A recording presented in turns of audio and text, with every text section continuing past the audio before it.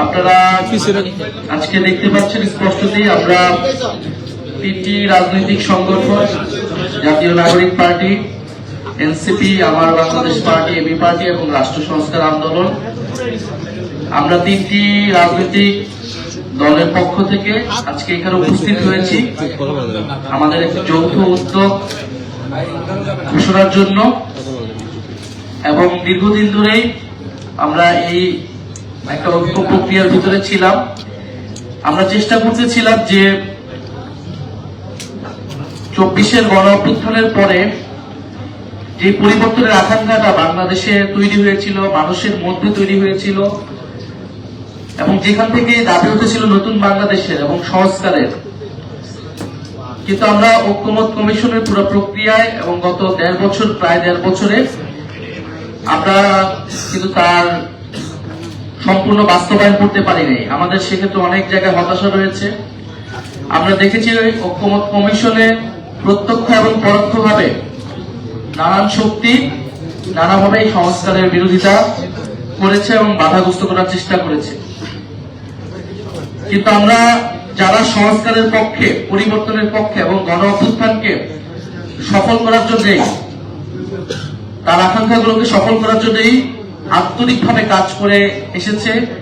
এখন আমরা যারা আন্তরিকভাবে চাই, আমরা সেই রাজনৈতিক শক্তিগুলো ঐক্যবদ্ধ আজকে হয়েছি। আমাদের এই ঐক্য প্রক্রিয়া আজকে শুরু হয়েছে এবং এটা চলমান থাকবে।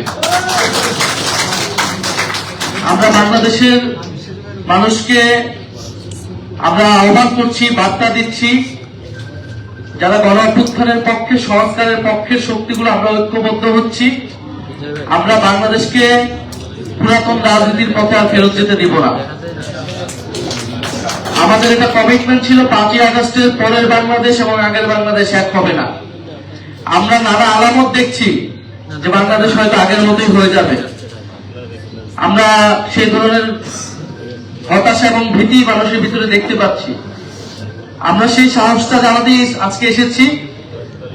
আমরা আমাদের শক্তি সামর্থ্য দিয়ে বাংলাদেশের যে পরিবর্তনের যাত্রা শুরু হয়েছে সেই যাত্রার পথে থাকবো এবং যারা অন্যান্য রাজনৈতিক দল রয়েছে যারা এই পরিবর্তনের পক্ষে কাজ করতে চায়, আমরা তাদেরকে আহ্বান জানাবো এই ঐক্য প্রক্রিয়ায় যুক্ত হতে। এই ঐক্য প্রক্রিয়া চলমান থাকবে। আমরা তিনটি রাজনৈতিক সংগঠন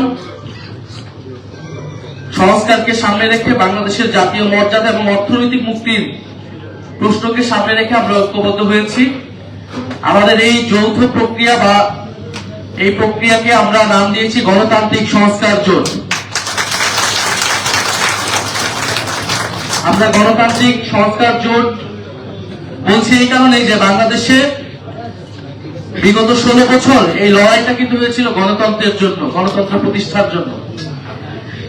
সেই গণতন্ত্র প্রতিষ্ঠার জন্য সংস্কারের আলাপগুলো ছিল। ফলে নির্বাচন কেবল ক্ষমতার পরিবর্তনের জন্য হবে না।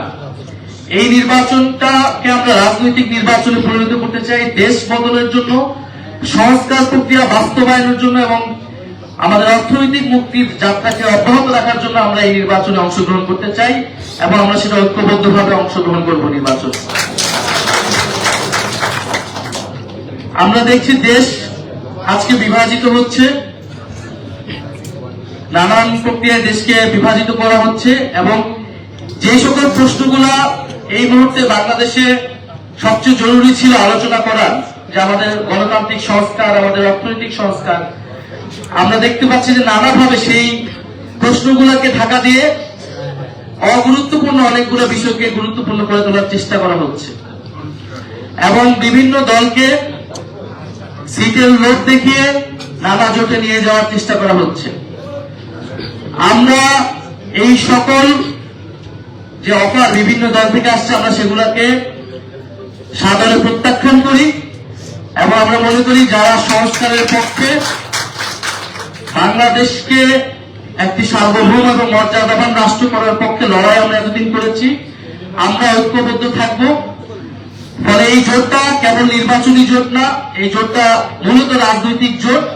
আমাদের যে রাজনৈতিক লক্ষ্যগুলোকে সামনে রেখে আমরা গণ অভ্যুত্থানে অংশ নিয়েছিলাম, গণ অভ্যুত্থানের মাধ্যমে ফ্যাসিবাদকে হটিয়েছিলাম, আমরা সেই লক্ষ্যগুলোকে সামনে রেখে আগাবো এবং সামনে যেহেতু নির্বাচন, এই নির্বাচন প্রক্রিয়াতেও আমরা ঐক্যবদ্ধ থাকবো।